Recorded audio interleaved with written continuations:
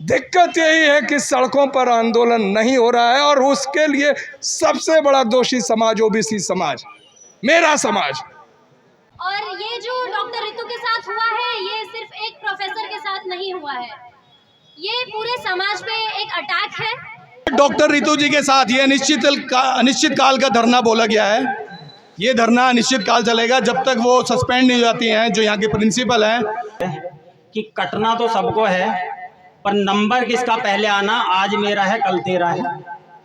कि अगर सड़कें सुनसान हो जाएंगी तो संसद आवारा हो जाएगा।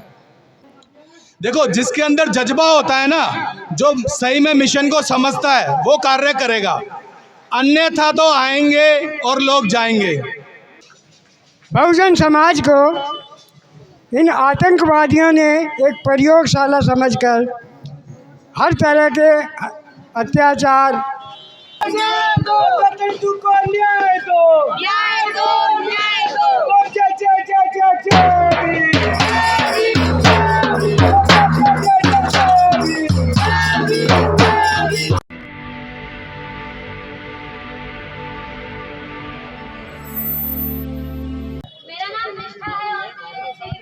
की एक छात्रा हूँ। और ये जो डॉक्टर रितु के साथ हुआ है, ये सिर्फ एक प्रोफेसर के साथ नहीं हुआ है, ये पूरे समाज पे एक अटैक है। ये एजुकेशन पे अटैक है। नई शिक्षा नीति लाई गई है, उसके अंतर्गत ये अटैक है। हमारे जो माइनॉरिटी के लिखे हुए पोएट्री से उनको हटा देना किताबों से, उस पे ये अटैक है। अपने एजुकेशन को डाइल्यूट करना, ये पूरा अटैक है। तो इतने सारे अटैक्स के बाद भी अगर हम एकत्रित नहीं हो पा रहे हैं, अगर हम एक साथ नहीं हो पा रहे हैं, तो ये हमारी गलती है। हमें एक साथ मिलकर इस पे आवाज़ उठाना पड़ेगा। हमें सारे प्रोफेसर के साथ, सारे स्टूडेंट्स के साथ एक साथ आना पड़ेगा। अभी डूसू के चुनाव आ रहे हैं। डूसू के चुनाव में मैं एक स्टूडेंट लीडर के नाते मैं ये मुद्दा ज़रूर उठाऊंगी कि एक प्रोफेसर के साथ ऐसा यूनिवर्सिटी में नहीं होना चाहिए, और सिर्फ प्रोफेसर के साथ नहीं, स्टूडेंट्स के साथ भी नहीं होना चाहिए। आए दिन हम देखते हैं सोशल मीडिया पे वीडियोस वायरल जाती हैं कि कल की बात है कि एक मुसलमान बच्चे को थप्पड़ लगाया जा रहा है। हम देखते हैं कि महिला रेसलर्स जो है हमारी प्रोटेस्ट कर रही है। तो इस देश में चल क्या रहा है? हमेशा हमारी महिलाओं के साथ गलत हो रहा है, छात्रों के साथ गलत हो रहा है, अब प्रोफेसर्स तक पहुँच गए हैं ये। तो इस देश में कौन काम करेगा और किस तरीके से काम करेगा? क्या इनको सिर्फ मजदूर चाहिए? क्या इनको प्रोफेसर नहीं चाहिए? क्या इनको पढ़े लिखे लोग नहीं चाहिए इस देश में? कि पढ़ाई लिखाई का इतना बुरा हाल कर दिया गया है कि एक प्रोफेसर को कॉलेज से निकाल दिया जा रहा है बेबुनियादी चीजों पे। सरकार कहता हूं, वो 2 बार ही झुकी है या 3 बार। एक बार जब 2 अप्रैल 2018 को एससी एक्ट बदलने के विरोध में स्वतः पूरे देश में एक आंदोलन खड़ा हुआ। कोई नेता ने नहीं लीड किया, लोगों ने उठकर वो आंदोलन खड़ा किया। और दूसरी बार जब 5 मार्च 2019 को इसी विश्वविद्यालय से कॉल आया था भारत बंद का, और तमाम उत्तर भारत में इसका संदेश गया था। उत्तर प्रदेश, बिहार, झारखंड और मध्य प्रदेश और राजस्थान, सभी जगह उसकी असर दिखी थी। और 5 मार्च के 4 बजे शाम को प्रकाश जावड़ेकर जो मंत्री थे, तुरंत फोन किया उन्होंने, धर्मेंद्र यादव जो सांसद थे, कि मैंने उस आदेश को वापस ले लिया है। यह दूसरी बार झुकी थी। और तीसरी बार जब इस देश में किसान आंदोलन हुआ तब झुकी। तो कहने का अर्थ है कि संसद में तो मुंह बंद कर दिया गया है, या जो कोई बोलना भी नहीं चाहता। बात डॉक्टर लोहिया की ही है कि अगर सड़कें सुनसान हो जाएंगी तो संसद आवारा हो जाएगा। आज वही स्थिति है। सड़कों पर हमें अपनी बातें कहने की ज़रूरत है। मैं अपने ओबीसी साथियों को, आज जो बात मेरी सुन रहे हैं कुछ सोशल मीडिया के माध्यम से भी, उनको आह्वान करता हूं। मैं लगातार कई राज्यों में, अभी मैं हैदराबाद में था, झारखंड में था। सबसे बड़ी दिक्कत है कि देश की एक बड़ी ताकत जो ओबीसी है उसको बरगला के रखा गया है। वो मंदिर और घंटी में अपना समय दे रहे हैं। उनके बच्चे बोल बम में जा रहे हैं और यहाँ विश्वविद्यालय में कौन पढ़ रहा है उनको दिखाई नहीं पड़ता है।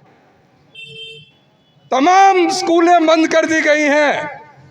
इस विश्वविद्यालय की दुर्दशा हो रही है और जो सवर्ण तबका है उनके बच्चे विदेशों में पढ़ रहे हैं।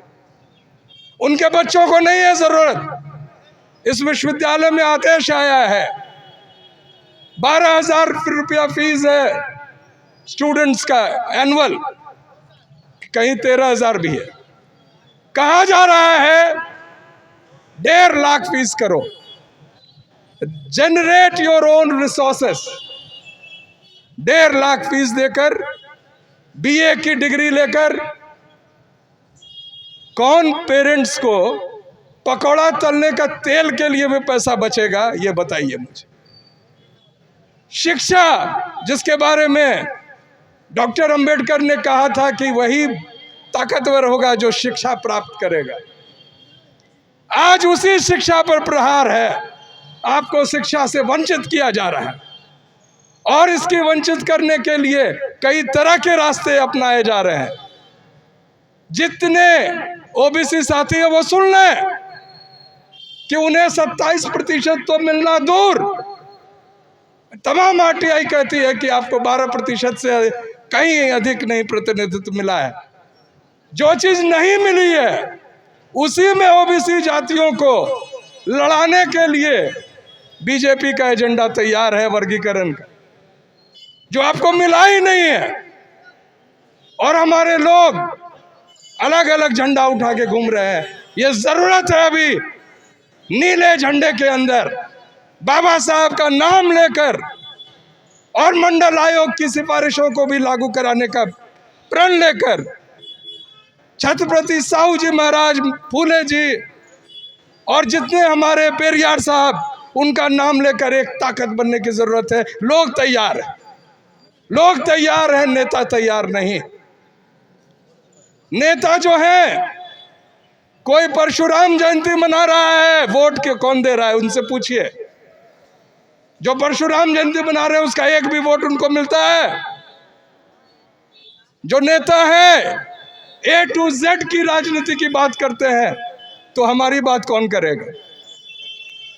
दिक्कत यही है कि सड़कों पर आंदोलन नहीं हो रहा है और उसके लिए सबसे बड़ा दोषी समाज ओबीसी समाज, मेरा समाज। और मैं आज उन्हें बताना चाहता हूं कि ये स्थिति सिर्फ डॉक्टर रितु के साथ नहीं आने वाली। आप लोग तो जान चुके होंगे कि किस तरह से साजिशन डॉक्टर रितु के रिकॉर्ड्स को झुठलाकर, फर्जी रिकॉर्ड्स देकर, जो प्रिंसिपल है उनका एक ही क्वालिफिकेशन है कि किस तरह से वो प्रताड़ित करती हैं। एक आरोप उन पर लगा है और मैं खुलेआम कहता हूं, हमारे गुजर भाई अगर सुन रहे होंगे तो सुन लें। एक गुजर टीचर ने सोशल मीडिया पर, फेसबुक पर लिखा कि 7 लाख मुझसे ले लिए गए मेरी नियुक्ति के लिए और नियुक्ति नहीं हुए पैसे नहीं लौटा रहे हैं। मैं नाम नहीं लेना चाहता हूं अपने उस साथी का, क्योंकि यहां उनको प्रताड़ना झेलना पड़ता है। इसी तरह उन पर और भी आरोप लगे हैं। दूसरे टीचर जिनको उन्होंने निकाला, और किन परिस्थिति में निकाला, जब कोविड के समय इस देश के गृह मंत्री का आदेश था कि किसी को नौकरी से नहीं निकाला जाए, उस समय डॉक्टर रितु को वो आदेश दिया गया था। तो ये मैं दिल्ली विश्वविद्यालय के मेरे जितने साथी हैं अगर सुन रहे हैं तो उनसे अनुरोध करता हूं कि उसी जज्बे के साथ जो 2019 में 20 अप्रैल से शुरू, 2018 के 20 अप्रैल से शुरू हुआ था और जिसका परिणति 5 मार्च 2019 को हुआ था, उसी जज्बे के साथ आप आइए, साथ दीजिए। नहीं तो आप लोगों की नियुक्ति जिस तरह से एक केशव कुंज से पर्ची आकर नियुक्तियां होती हैं, जो यहाँ एक्सपर्ट्स आते हैं, ऐसा नहीं है कि दिल्ली में विश्वविद्यालय नहीं है, जेएनयू है, जामिया है, BR अम्बेडकर यूनिवर्सिटी है, IP यूनिवर्सिटी है, लेकिन यहाँ जो नियुक्तियाँ होती हैं उनके एक्सपर्ट्स बुलाए जाते हैं नागपुर से, उनके एक्सपर्ट्स बुलाए जाते हैं BHU से, उनके एक्सपर्ट्स बुलाए जाते हैं जम्मू से, जो कई बार जिनके वो इंटरव्यू ले रहे होते हैं उनसे कम क्वालिफाइड होते हैं, उनसे कम पेपर्स उनके पास होते हैं। उनके पास सिर्फ एक क्वालिफिकेशन है कि कहीं वो केशव कुंज से उनका पर्ची आया। उन्हें कहा जाता है कि तुम अपनी फीस लो और जाओ। मैं जिस कॉलेज से आता हूं, स्वामी श्रद्धानंद कॉलेज, जो साथी SC ST OBC के एक्टिव थे, रोस्टर आंदोलन में एक एक करके 10-10 साल की नौकरी होने के बावजूद उन्हें निकाल दिया गया, और उनकी जगह नियुक्तियां किनकी हुई है जिनको एक भी दिन का टीचिंग एक्सपीरियंस नहीं है, और उन लोगों को परमानेंट किया गया, और जिन लोगों को निकाला गया उनके लिए बोलने वाला कोई नहीं। समाज में कुछ दुर्दशा हो रही है। मैं बहुत ही आपको धन्यवाद देता हूं, साधुवाद देता हूं जो हमारी माताएं और हमारे भाई, हमारे बड़े भाई और कुछ हमसे छोटे भी हैं जो हम लोग यहाँ इकट्ठा हुए हैं। ये बात कहने के लिए भी देश में आज हिम्मत चाहिए, बैठने के लिए भी हिम्मत चाहिए। दूर दूर से लोग सुन रहे होंगे, दूर दूर से हमारे ही समाज के लोग सुन रहे होंगे। यहाँ तक आने में वो कांप जाते हैं कि उनकी फोटो ले ली जाएगी, ये जो सिक्योरिटी वाले घूम रहे हैं। लेकिन क्या होगा? क्या आपको छोड़ा जाएगा? आप पैर धो के पी लीजिए, नहीं छोड़ा जाएगा। एक एक करके सबका वही हश्र होना है जो डॉक्टर रितु का हुआ। डॉक्टर रतन लाल और मैं, हम दोनों के प्रमोशंस उनके 5 साल से और मेरे 8 साल से रोके हुए हैं, सिर्फ इस वजह से कि हम हिम्मत रखते हैं यहाँ कर अपनी बात करने। मैं आपसे अनुरोध करता हूँ, मैं डॉक्टर रितु से भी कहना चाहता हूँ, उन्होंने बड़ा फैसला लिया है। मैं तो समझ रहा था कि वो 10 to 5 रहेंगी, लेकिन उन्होंने कहा कि मैं एक रिले लगातार यहाँ बैठूंगी, क्योंकि जिनसे हम बात कर रहे हैं, जिनको अपील कर रहे हैं, वो साधारण लोग नहीं हैं, बल्कि लोग ही नहीं, वो राक्षस प्रवृत्ति के, हैवानियत की समझ रखने वाले ऐसे लोग हैं जो आपके अधिकार को मिटाने के लिए आपका कुछ भी कर सकते हैं, आपकी जान ले सकते हैं। इसलिए मेरी चिंता है। फिर भी अभी उन्होंने, हमारे साथी ने कहा कि अगर जिंदा हो तो जिंदा दिखनी चाहिए, तो फिर जिंदा रह के ही क्या फायदा है अगर हम कीड़े मकोड़ों की जिंदगी, सेल्फ रिस्पेक्ट नहीं रहेगा, उस तरह से क्या करेंगे जी। डॉक्टर रितु लगातार लड़ रही हैं। मैं संसदीय समिति में इनके साथ था। संसदीय समिति में जो ये प्रिंसिपल हैं, दौड़े दौड़े फाइल लेकर घूम रही थी, हमारे ही समाज के सांसदों का पैर छू रही थी, और उस दिन उनको सजा होती। लेकिन यहाँ फिर वहाँ पर बड़े कार्यालय से मैसेज गया, सांसद हैं, इस देश के सांसद हैं, और संविधान और संसद सॉवरेन है, यानी कि उनका अधिकार असीमित है। लेकिन उनको मिला निर्देश कि डॉक्टर रितु के केस को तुरंत छोड़ो, क्योंकि ये जो है उस जाति से आती हैं जिस जाति के लोग का हम प्रतिनिधित्व इस देश में करते हैं, हमारे नहीं हैं।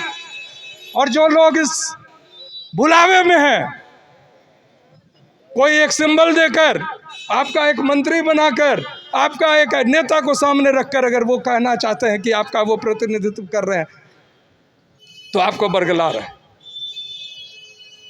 मैं धन्यवाद देता हूँ हमारे जुझारू साथी भानु प्रताप जी का भी, हर समय, और उन्होंने जो EVM के खिलाफ इतना संघर्ष किया, क्योंकि ये सरकार जो चल रही है वो लोगों के वोट से नहीं चल रही है, EVM से चल रही है।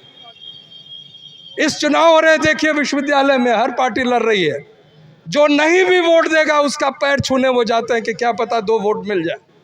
लेकिन आप अपने अपने क्षेत्र, अपने अपने गांव में जाकर देखिए, जो कीचड़ में खिला हुआ फूल का जो छाप लेकर आते हैं, आपका आते हैं घर पर, वो सिर्फ टिकट के चक्कर में है कि वहीं से वो जीत जाएंगे, क्योंकि वोट आप नहीं देंगे, वोट ईवीएम देगा। और इस संघर्ष को तभी हम मुकम्मल कर पाएंगे जब एक साथ खड़े होंगे। मैं फिर से अपील करता हूं, सिर्फ दिल्ली यूनिवर्सिटी नहीं, सेंट्रल यूनिवर्सिटीज़ के जितने हमारे साथी हैं कि अपने अपने यूनिवर्सिटी में कम से कम एक एक दिन का धरना डॉक्टर रितु और जो हमारे एससी समाज के बच्चे और शिक्षक जो प्रताड़ित हो रहे हैं उनके समर्थन में वो दें। चूँकि मेरी भी जान पहचान है, मैं उनसे बात करूंगा। हैदराबाद में रितु जी, मैं आपको आश्वासन देता हूं कि वहाँ जो all India backward class students association है, उन्होंने तय किया है कि आपके समर्थन में वो देंगे, धरना देंगे। और इस तरह से BHU अलावा जो JNU में भी हमारे साथी होंगे, उनसे भी मैं निवेदन करता हूँ। और अगर ये राष्ट्रव्यापी मुद्दा बनेगा तो 2024 में जो लोगों को बरगलाकर फिर से मनुवाद की सरकार बनाना चाहते हैं, मनुस्मृति का संविधान लाना चाहते हैं, उनको एक चुनौती मिलेगी, सड़कों से चुनौती मिलेगी। और वो चुनौती ऐसी होगी कि वो उसमें मिट जाएंगे, वो उसका मुकाबला नहीं कर पाएंगे, क्योंकि उनका समर्थन लोगों के बीच में नहीं है, सड़कों पर नहीं है। उनका समर्थन सिर्फ पैसे के साथ। और अगर हमारे साथ इकट्ठे रहे तो हम जीतेंगे, और हम जब तक जीतेंगे नहीं तब तक लड़ते रहेंगे, ये प्रण हमारा है। मैं एक सूचना दे देना चाहता हूँ कि all India federation for social justice बनाई गई है MK स्टालिन के इनिशिएटिव पर, जो चीफ मिनिस्टर हैं तमिलनाडु के, और P. विल्सन साहब उसके एक कन्वीनर हैं, सांसद हैं वो, और हम लोग उनके साथ जुड़े हुए हैं। और उन्होंने रितु जी के केस को लेकर, और सिर्फ रितु जी के केस को नहीं, रोहित वेमुला से लेकर आज तक जिस तरह से संस्थानिक हत्याएं हो रही हैं, इंस्टीट्यूशनल मर्डर्स, वो सुसाइड नहीं होती है, उन पर एक रिपोर्ट बनाने के लिए, राष्ट्रपति महोदया को देने के लिए वो तैयार है। और मैं उनसे आज आग्रह करूंगा, अगर दिल्ली में होंगे तो इस धरना पर भी आएँ। और वो ही नहीं, अन्य जो सांसद हैं जो सामाजिक न्याय के लिए कटिबद्ध हैं, वो भी आएँ। इसी निवेदन के साथ मैं पुनः महात्मा फूले, साहू जी महाराज, पेरियार, कर्पूरी ठाकुर, BP मंडल, डॉक्टर भीमराव अंबेडकर जो हमारे सबसे बड़े शक्ति हैं, सबको याद करते हुए, नमन करते हुए, जय संविधान के साथ अपनी बात समाप्त करता हूं। हम रितु जी के साथ। मान्यवर कांशीराम साहब का नाम लूँगा जरूर, क्योंकि उन्होंने पूरे समाज को इकट्ठा किया, और इकट्ठा कर कर वो पूरे आंदोलनों को समझाते, उन्हीं के विषय पर आज आंदोलन चल रहे हैं। लेकिन फिर भी वो बात वहाँ तक नहीं पहुँची जहाँ तक हम पहुँचाना चाहते हैं, और उसका नुकसान हमें सारे सरकारी पदों पर रहकर भी भोगना पड़ता है। आज हम एडवोकेट्स हैं, वहाँ भी हमें भोगना पड़ता है, जो हमारे जजेज हैं उनको भी भोगना पड़ता है।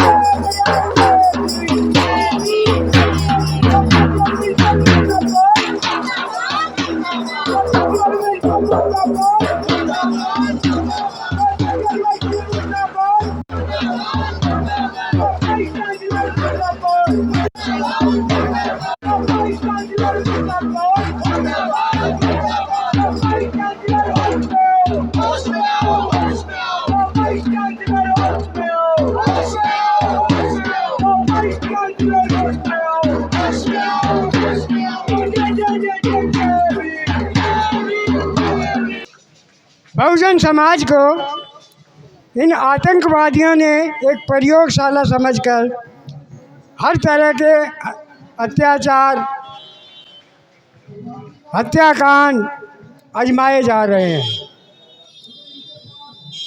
बहुत दुखद बात है कि किसी भी घटना की शिकायत करने के बावजूद भी प्रशासन, शासन की ओर से कोई कार्रवाई नहीं की जाती। क्योंकि वे समझते हैं कि ये कमज़ोर लोग क्या करेंगे। लेकिन जब आग बुझ जाती है और राख में भी एक चिंगारी रहती है, वो चिंगारी अगर प्रकट होती है तो वो अपना जलवा जैसे दिखाती है। यही हाल हमारे समाज में हो रहा है। बाबा साहेब ने समता सैनिक दल 24 सितंबर 1924 में इसलिए गठित किया, खुद वे इसके संस्थापक रहे कि वो बाबा साहेब के जीते जी जो अत्याचार हमारे समाज पर हो रहे थे उससे निपटने के लिए बाबा साहब कहाँ तक दौड़ते, कहाँ तक वो समस्याओं को सुनते गुनते। इसलिए उन्होंने समता सैनिक दल का गठन कर समाज की सेवा में तत्पर किया। राज्यों में किसी भी पार्टी की सरकार है, सब अत्याचार करने पर उतारू है। हर जगह हमारे समाज को ही टारगेट किया जा रहा है। अभी एक समाचार मैं देख रहा था, हमारे एक दलित परिवार को इसलिए पीट कर मार डाला कि उस दबंगों ने उसकी ज़मीन छीननी चाहिए, उसने उसका विरोध किया तो उसको इतना मारा गया कि उसकी मौत ही हो गई। साथ में उसके परिवार, मम्मी बहन भाइयों के साथ भी दुर्व्यवहार हुआ। तो ये घटनाएं हमारे ऊपर हमें डराने के लिए, हमें गिराने के लिए आजमाई जा रही हैं। आज समय आ गया है कि हम सभी बहुजन, SC, ST, OBC, माइनॉरिटी सब इकट्ठा होकर समाज के लिए वो कर जाएं जो समाज आपको याद भी रखे और समाज का सुधार भी हो। मैं ज़्यादा कुछ ना कहते हुए अपनी ओर से आश्वासन देता हूँ, दिल्ली या दिल्ली से बाहर कहीं भी कोई घटना हो रही है, हो गई है या हो दिखती है तो उसका समता सैनिक दल को आप संदेश भेजें। समता सैनिक दल हर तरह से उसको लड़ने के लिए तत्पर भी है और लड़ भी रहा है और समाधान भी उन्होंने दिया है। इन्हीं बातों के साथ मैं आपके सहयोग के आश्वासन रखूँगा। सभी साथियों को मेरा क्रांतिकारी जय भीम, नमो बुद्धाय। तो जितने भी साथी हैं, मैं उनको एक अभी छोटा सा मैसेज देना चाहता हूँ। आप देखेंगे ये जो मैट बिछी हुई है, यहाँ पे सुप्रीम कोर्ट के अधिवक्ता भानु प्रताप जी बहुत सिंसियरिटी से मुद्दों को सुन रहे हैं और बैठे हैं। यहाँ एक प्रोग्राम में कोई लोग नहीं आए हुए हैं, लेकिन यहाँ पे एक माहौल ऐसा दिखाई दे रहा है मुझे कि सब लोग अपनी अपनी बातों के अंदर बिजी हैं, अपने मुद्दों पे डिस्कशन कर रहे हैं, अपना चेहरा दिखा रहे हैं और एक समय बाद चले जाएंगे। शायद यही हमारे प्रोटेस्ट, हमारे धरने की वीक पॉइंट रहते हैं। और ये मैसेज केवल आप तक नहीं है, पुलिस तक, सरकार तक, सब तक पहुंचता है कि इनका प्रोटेस्ट किस तरह का प्रोटेस्ट है और क्या सक्सेस है या नहीं है। और जितने भी साथी आते हैं जिसके लिए प्रोटेस्ट कर रहे हैं, एक बार उसको चेहरा जरूर दिखाते हैं, मीडिया बाइट देते हैं और फिर थोड़ी देर बाद अपने ड्यूटी पे या अपने जगह पे या अपने काम पे चले जाते हैं। शायद इसलिए हमारी जो बहुजन मूवमेंट की बात कर रहे हैं वो फेल हो रही है। मैं जॉब किया करता था और एक साधारण जिंदगी बिता रहा था अपनी, जैसे कि आम इंसान बिताया करते हैं। लेकिन जब से बाबा साहब को समझा, जाना और समाज में जैसे ही मैंने अपने लोगों के लिए काम करना चालू करा, चाहे रेहड़ी पटरी वाले गरीब मजदूर वर्ग हो, चाहे दलित हो, चाहे महिला वर्ग हो, चाहे बुजुर्ग वर्ग हो, सबके लिए जब काम करना चालू करा तो पता चला, जैसे कि भानु प्रताप जी ने बताया था, कि इस देश में संविधान दिख तो रहा है कि ये देश संविधान से चल रहा है, पर वाकई ये देश संविधान से नहीं चल रहा है, मनुस्मृति से चल रहा है। भानु प्रताप जी ने कई एग्जाम्पल देके समझाया भी, जिसमें मैं एक एग्जाम्पल अपना खुद का देना चाहूँगा। कोरोना काल के अंदर प्रधानमंत्री से लेके सीएम से लेके सब ने अपील की थी कि भाई लॉकडाउन होने जा रहा है और जो मजदूर जहां ठहरा हुआ है, सभी जनता, सभी पब्लिक, भारत के देशवासी जिम्मेवारी लें कि उनका ख्याल रखें, क्योंकि ये समय बड़ा ख़राब है। उस कोरोना काल के अंदर मैंने अपने गले के कुछ, जिसमें मुस्लिम वर्ग के लोग भी थे, मुस्लिम कम्युनिटी के लोग थे, मैं था और कुछ साथियों ने मिलकर कुछ पैसा कलेक्ट करा, क्योंकि पहला जो लॉकडाउन था वो लगभग 1 हफ्ते का लगा था और हमने सोचा भी नहीं था कि उस लॉकडाउन के अंदर हम इस तरीके से लोगों की हेल्प कर पाएंगे। हमने लिस्ट बनाई, हमने लोगों को सहायता करने लगे। हमने उनको आश्वासन दिया कि एक टाइम का खाना तो हम कम से कम प्रोवाइड कराएंगे आपको। देखो, जिसके अंदर जज्बा होता है ना, जो सही में मिशन को समझता है, वो कार्य करेगा। अन्यथा तो आएंगे और लोग जाएंगे, अपना समय दिखा के, जिसके लिए प्रोटेस्ट कर रहे हैं चेहरा दिखा के चले जाएंगे। लेकिन जो समझेगा वो एक आएगा तो कल को 2 को लाएगा, और वो 2 आएंगे तो कल को 4 आएंगे, और मूवमेंट बढ़ता चला जाएगा। उस समय पे जब मैंने राशन देना चालू करा या लोगों को खाना देना चालू करा, तो मनुवादी विचारधारा के लोग जो मेरे साथ उठते बैठते थे, जब तक मैं उनसे दबा कुचला उनको महसूस होता था, तब तक उनको कोई चिढ़ नहीं थी मेरे से। लेकिन जैसे ही समाज में मैंने कोई रुतबा पाया, लोगों की सेवा करी, मेरा नाम ने जैसे ही उछाल लिया, उनको मेरे से जेलसी फील होने लगी। उन्होंने षड्यंत्र के तहत भीड़ इकट्ठा करी मनुवादी लोगों ने, और वो मनुवादी लोग जब हम भंडारा कर रहे थे, बना रहे थे, उसके पैकेट बना रहे थे, तो षड्यंत्र के तहत हम मुझ पे और मेरे जो साथी सहयोगी थे उन पर हमला करने के लिए आए। 70 साल लगभग मेरे दिल्ली के अंदर जो पिताजी हैं, लगभग 62 के आसपास एज हो गई है। आज तक कोई लड़ाई नहीं, बहुत साधारण ज़िंदगी जीते हैं, किसी से कोई उल्टा बर्ताव नहीं। लेकिन मुझे ये दिखाई दिया कि जब दलित कम्युनिटी का कोई भी बच्चा, चाहे शिक्षा के अंदर हो, चाहे वो खेल क्रीड़ा के अंदर हो, चाहे वो अपनी गली मोहल्ले में हो, जहाँ कहीं भी वो जैसे ही ऊपर जाएगा, मनुवादी विचारधारा के लोग वैसे ही सतर्क हो जाएंगे। तो इस बात से एक पॉइंट ये भी निकल के आता है कि जो शिक्षा का और संगठित का और संघर्ष का जो मूल मंत्र बाबा साहब ने दिया था, वो बहुजनों ने नहीं समझा है, वो मंत्र मनुवादी लोगों ने समझ लिया है।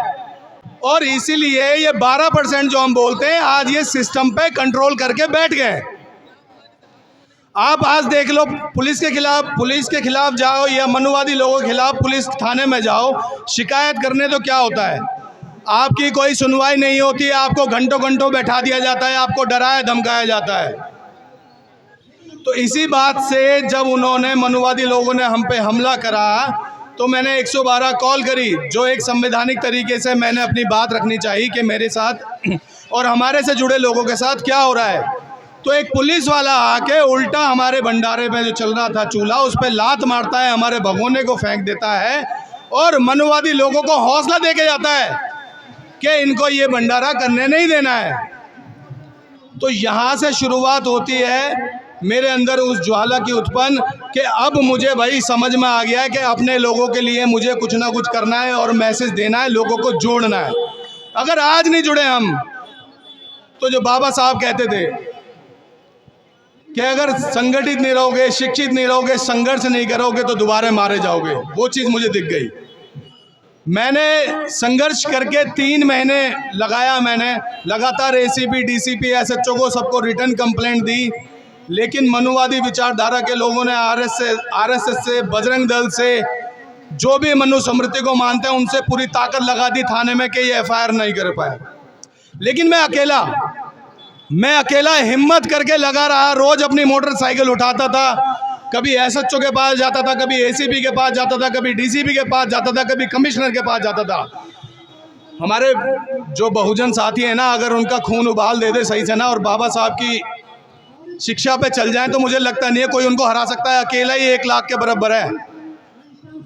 अकेले ही 3 महीने में मैंने FIR करा दी उन पे SC ST एक्ट की। ये एक एग्जाम्पल बना है। मैं अकेला, वो मुझे डराने के लिए उनके बहुत से लड़के थाने के बाहर खड़े रहते थे, लेकिन मैं कभी डरा नहीं। कोरोना काल में तो निकलना ही बनता ना, अकेले ही थाने में जा रहा था, अकेले ही DCP से मिल रहा था, अकेले ही कमिश्नर के पास जा रहा था, और 3 महीने में जाके मैंने FIR कराई उनके खिलाफ। FIR कराने के 1 हफ्ते बाद एक मनुवादी को पकड़ के जेल भेजा गया। उसको पकड़ा और जेल भेजा गया, जबकि वो थाने में ही उठना बैठना था उसका। वो पुलिस का दलाल था। उन्होंने ऐसा षड्यंत्र कर रखा था, ऐसा कंट्रोल कर रखा था कि उनके खिलाफ कोई आवाज़ ही नहीं उठाता था। जब उनके खिलाफ FIR हुई और एक बंदा अंदर गया तो मनुवादियों का मनोबल टूटा। उन्हें लगा कि भाई ये जो अम्बेडकरवादी लोग हैं, जो बाबा साहब को मानने वाले लोग हैं, संविधान को मानने वाले लोग हैं, ये बहुत खतरनाक है, इनको टारगेट करो। और ऐसे ही टारगेट डॉक्टर रितु जी को किया जा रहा है इस कॉलेज में, क्योंकि ये अम्बेडकरवादी हैं, ये संविधान को मानने वाली हैं। इसलिए अगर ये मूवमेंट में रही, यहाँ कॉलेज में रही, तो ये बहुत बड़ा लेवल का अपना सिस्टम कंट्रोल कर लेंगे। इसलिए इनको निकालना जरूरी था। तो साथियों, मैं यही कहना चाहता हूँ, अगर हम लोग संगठित होकर बाबा साहब के 3 मंत्र पे भी अगर हमने काम करा और हमने संगठित होके अपने मूवमेंट को चलाया और लोगों को जागरूक करा, तो हमारी जीत पक्की है। इसको कोई नहीं डाल सकता। 101% लोग 100% बोलते हैं, मैं 101% बोलता हूँ। और डॉक्टर रितु जी के साथ ये अनिश्चित काल का धरना बोला गया है।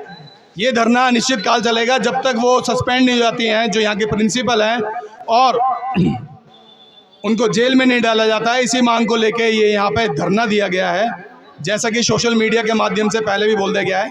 मैं रितु जी को वादा करता हूँ और तमाम देशवासियों को एक मैसेज देना चाहता हूँ कि मरते दम तक मैं आपके साथ हूँ। यहाँ पे चाहे पुलिस वाले डंडे चलाएं, चाहे मुकदमा दें, मैं आपके साथ खड़ा रहूँगा। और जितने भी युवा साथी सुन रहे हैं, मैं उनको भी ये मैसेज देना चाहता हूँ कि डॉक्टर रितु जी के साथ आओ। ये एग्जाम्पल बनेगा, ये लड़ाई हम जीतेंगे तो ये एग्जाम्पल बनेगा पूरे देश में। जो और प्रोफेसर दबाव में काम कर रहे हैं और शिक्षक जो दबाव में पड़ रहे हैं, या हमारे दलित भाइयों बहनों पे जो डंडे मारे जा रहे हैं, झूठे मुकदमे दिए जा रहे हैं, तो ये एग्जाम्पल बनेगा।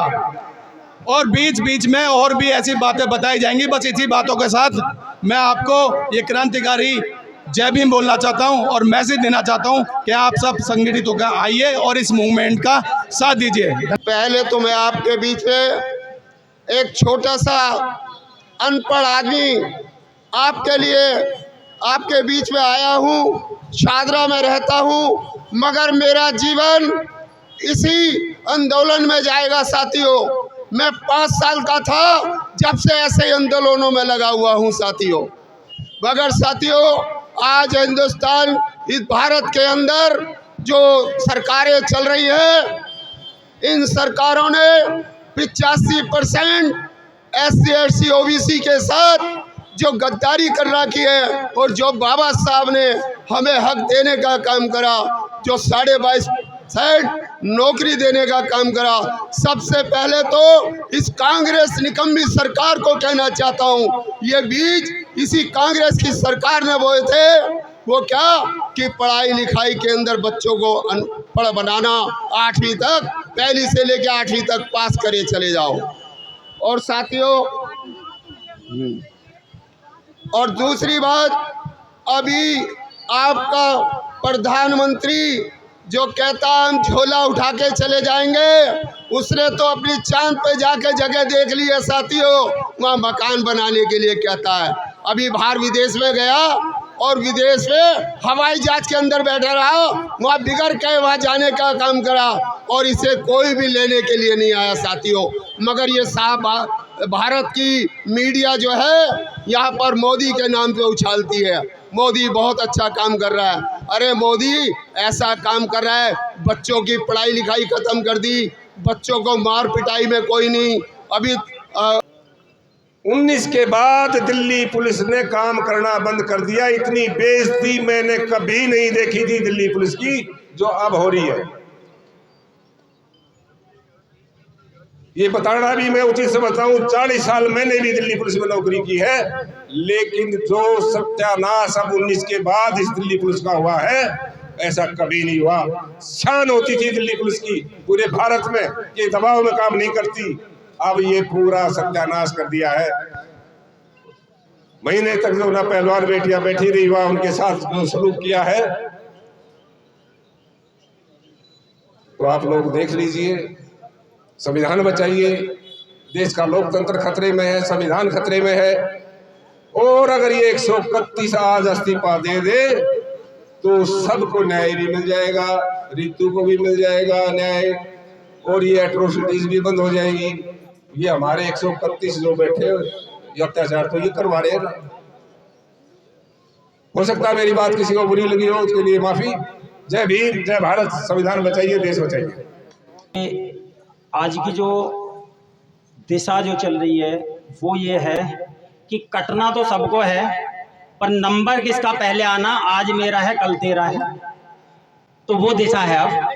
और जो ये एसी में जो बैठे हैं लोग घरों में, जो एसी में जो बैठे हैं घरों में लोग, तो सबसे पहला तो नंबर इन्हीं का है, क्योंकि ये जागने को तैयार नहीं है। और समाज जगा रहा है, जितने भी सोशल एक्टिविस्ट हैं वो जगा रहे हैं, लेकिन ये लोग जागने को तैयार नहीं है। अगर मानिए आपकी, मैं भी चाहता हूँ, सभी यहाँ पे चाहते हैं कि मेरा बच्चा पढ़े और मेरा बच्चा IAS PCS प्रोफेसर, जज, कलेक्टर या टीचर या प्रोफेसर बने। अरे भाई, तुम्हारे बच्चे तो तब बनेंगे ना जब हमारे प्रोफेसर और टीचर बचेंगे। जो इनके साथ हो रहा है, जो आज डॉक्टर रीतू के साथ हो रहा है, अभी पीछे डॉक्टर प्रोफेसर रतन लाल जी के साथ हुआ, लक्ष्मण सिंह यादव जी को भी टारगेट बनाया जा रहा है। भाई क्या, किस तरीके से ये समाज कहाँ जा रहा है? तो जब समाज में टुकड़े टुकड़े गैंग करके इनको काटा जाएगा और ये एक जगह बैठने को तैयार नहीं है, एक जगह आने को तैयार नहीं है, तो इनकी दुर्दशा, इन्हीं की नाकामी। वो कहते हैं कि कुल्हाड़ी में अगर लकड़ी का बैठा ना होता तो कुल्हाड़ी की ताकत नहीं थी कि पेड़ को काट दे।